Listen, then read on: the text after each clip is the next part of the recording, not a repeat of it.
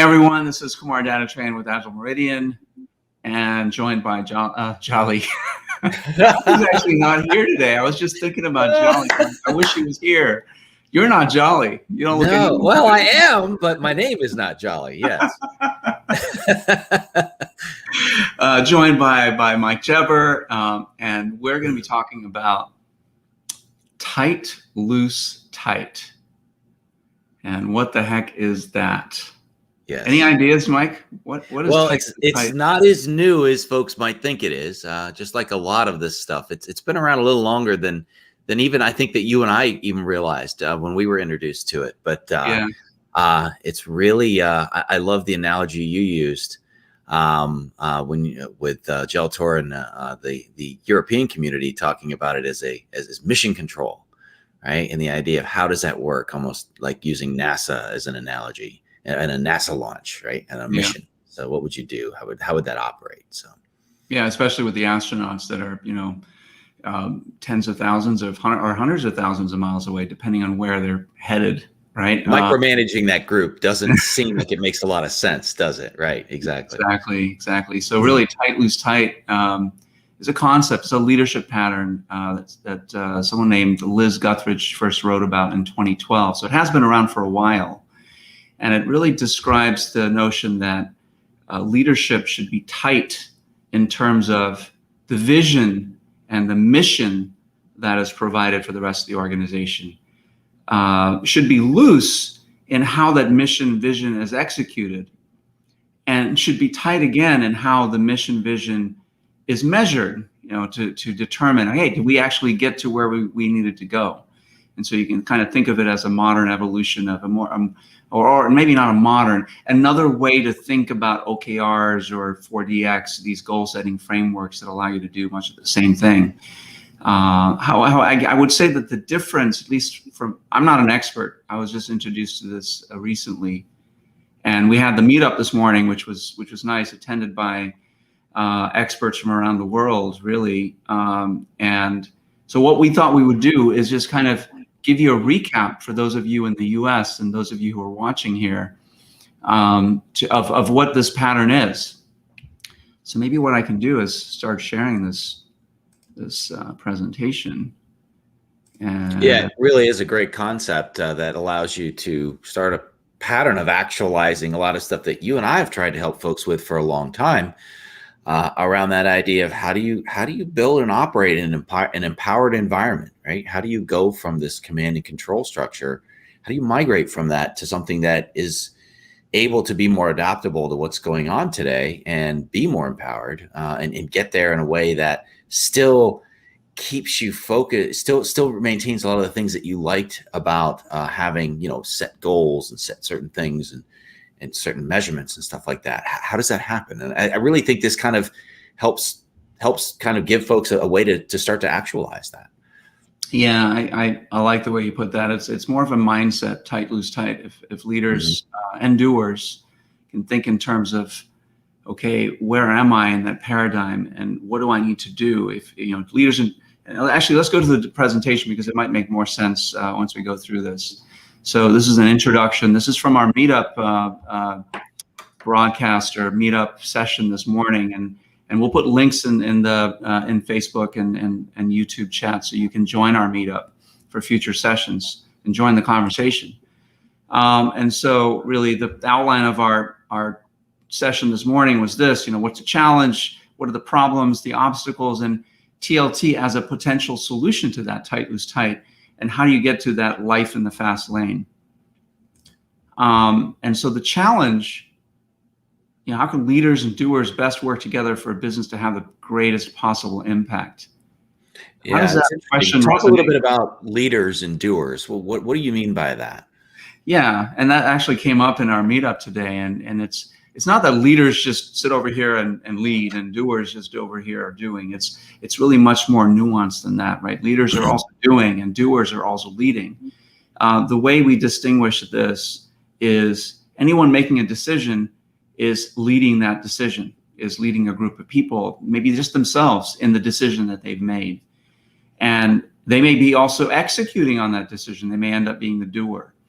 The idea is that when you have leaders that are setting strategy and direction, how do they work with leaders and doers and the rest of the organization to make sure that they are co-creating or collaborating around these decisions, so that the doers can execute them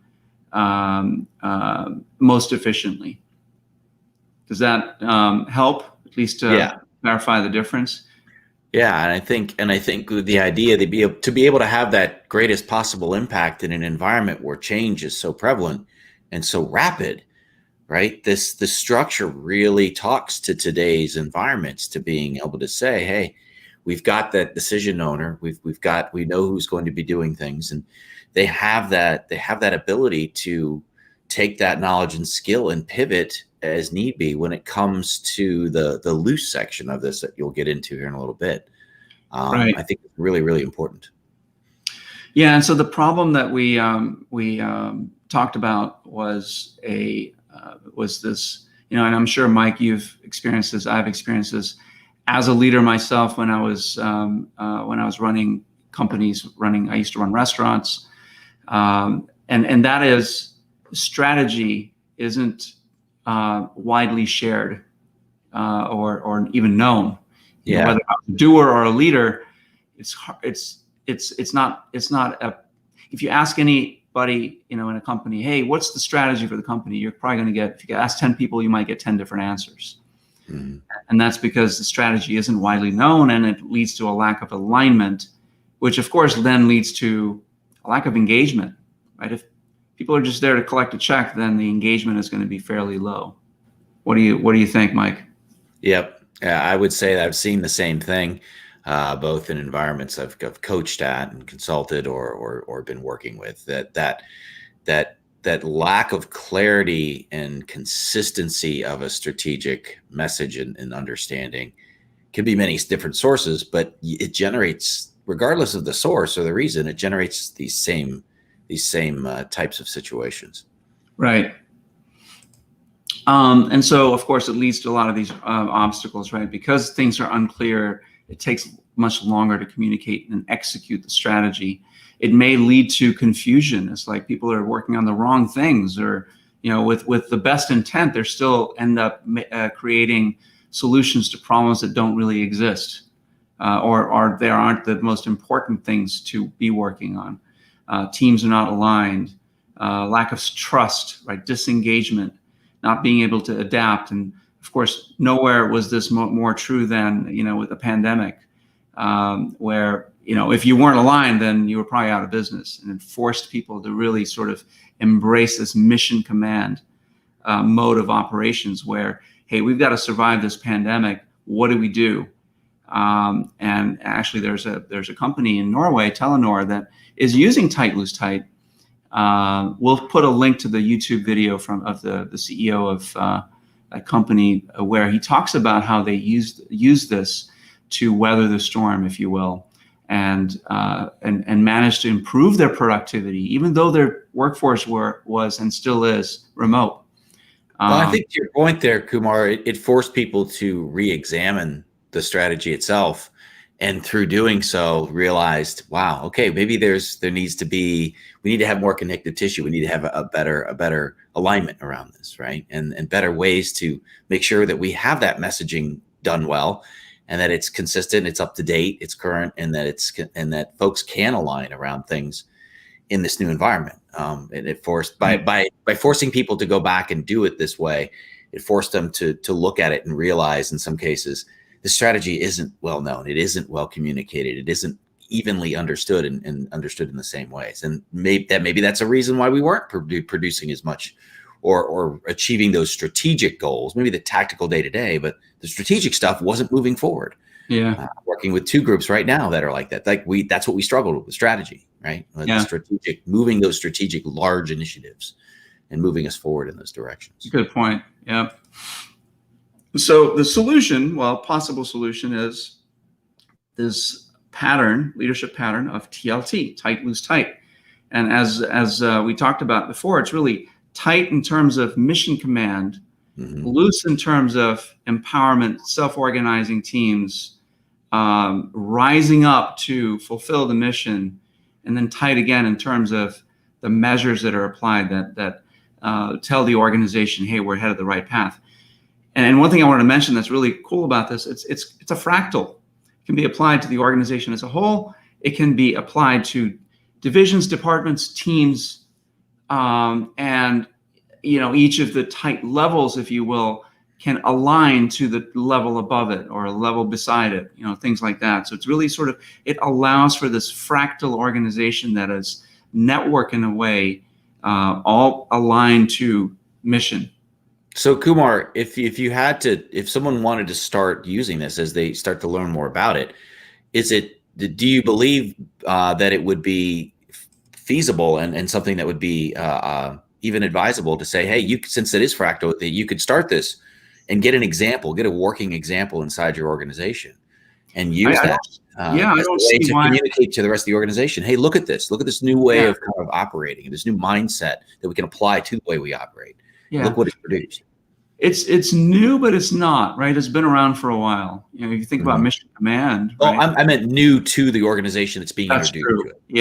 Yeah, exactly. So I think that there's not all that much written about TLT, and there's and actually in this slide it talks about patterns. It's pluggable, right? Plug and play, where you can insert other things that you know and love. It's more of that mindset. How can leaders be tight in terms of providing mission command, vision, the why, and how can leaders and doers be loose in terms of allowing teams to figure out the way to get there? So I feel that yes, it can be done in a smaller scale within a division, a department, a team even, and then you can sort of scale it out and scale it sideways and up.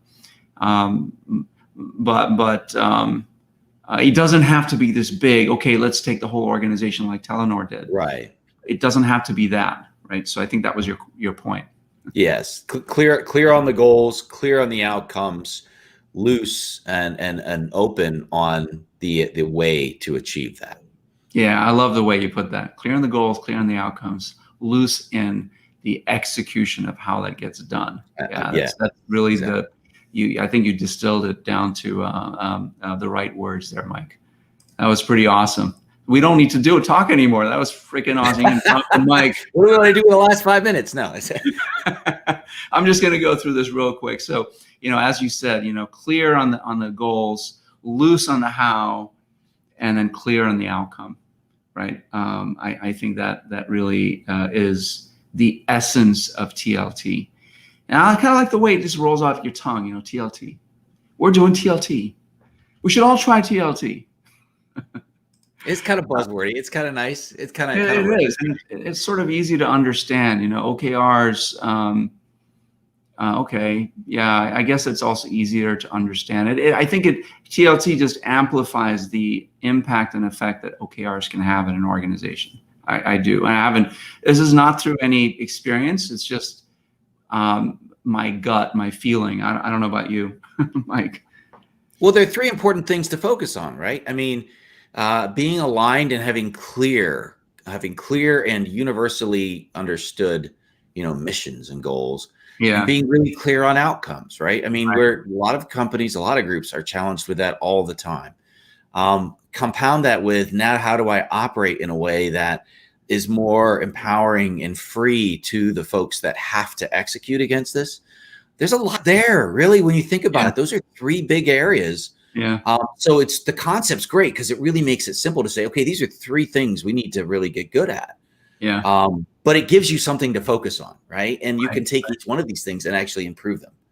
And actually these stages to life in the fast lane can be applied to any fractal within the organization. You think about team, department, division, whatever, the whole company, right? It starts with behavior. How do leaders behave? How do they support? How do they move from command and control, not mission command, but command and control to servant leadership?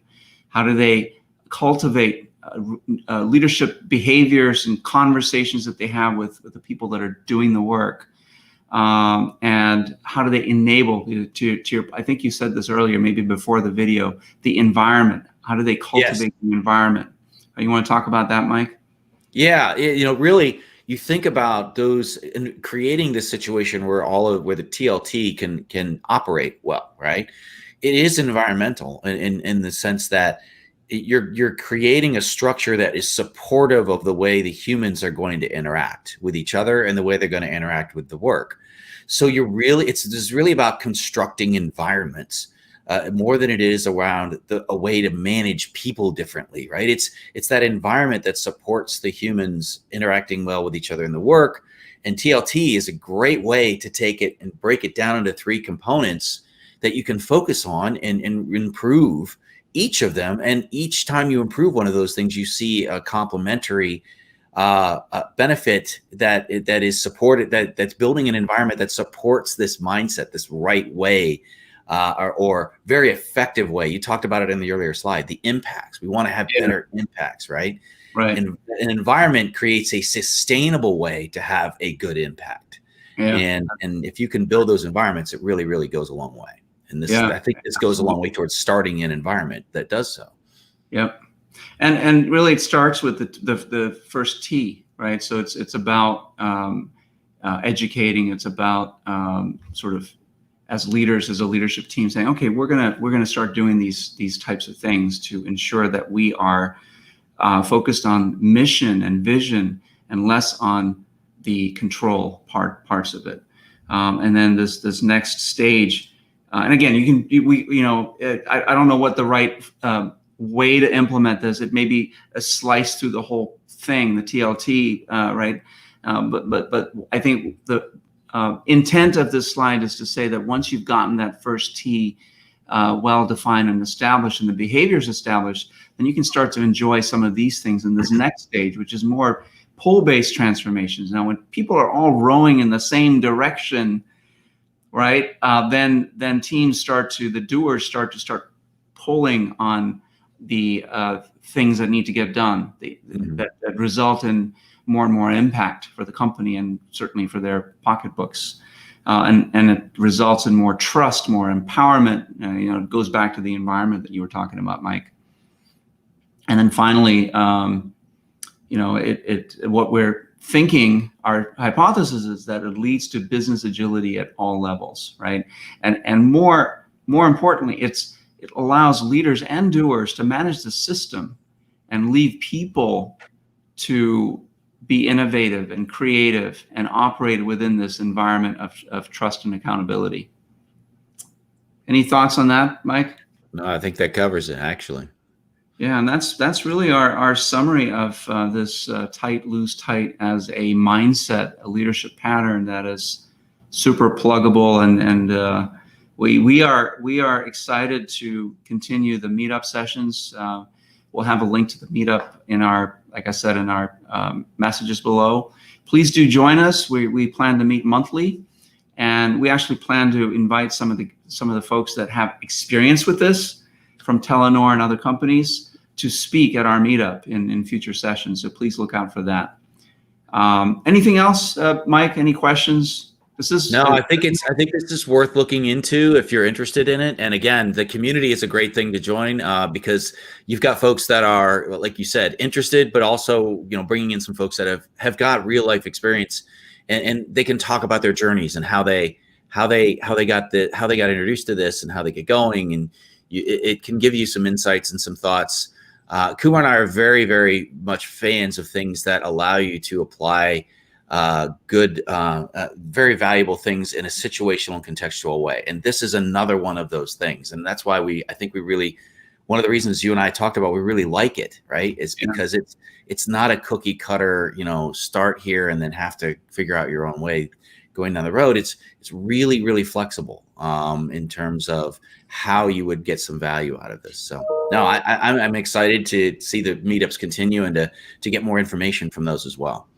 Yeah, there's one last thing I wanted to say. It just came to mind is that a lot of the people that attended are, a lot of them have lots of Agile experience, lots of leadership experience, and a lot of them don't have any Agile experience. And I think the nice thing about TLT is it takes the jargon out of transformations, and it allows people to focus on the people, right? It's the people part. It's the why, the how, the what of how you get better a more productive, more engaged, improve the morale of the people that are working in the workplace, whether they're remote or not, right? And like telling Yes. they plan to stay remote. I mean, they have, of course, people that are coming into an office, but not full time. So they're giving a lot of flexibility, that loose part, a lot of flexibility, a lot of trust and empowerment in the people that make up their workforce, and they're reaping the rewards from it. Yeah, I don't think this is just a remote type of No. a framework, right? It's really an approach towards the people and the environments in which they have to work in, which is different for everyone, and the variability of that now is even greater than it used to be. So Right. the fact that it is flexible enough to be able to move with that and with those situations is pretty cool. Awesome. Well, thank you for joining me, Mike. You're not Jolly, you're Mike. And I will try to stay jolly, although I'm not as jolly, but yeah. For those of you that know of this channel and watch our videos, you know what I'm talking about. Mike is pretty jolly, although he's not as jolly as Jolly is Jolly. Jolly is truly named well. Yes, I would say that. He's a very, very happy guy. Yeah. All right, everyone. Thanks for watching. We'll see you in a couple of weeks. Good to see you. Bye-bye.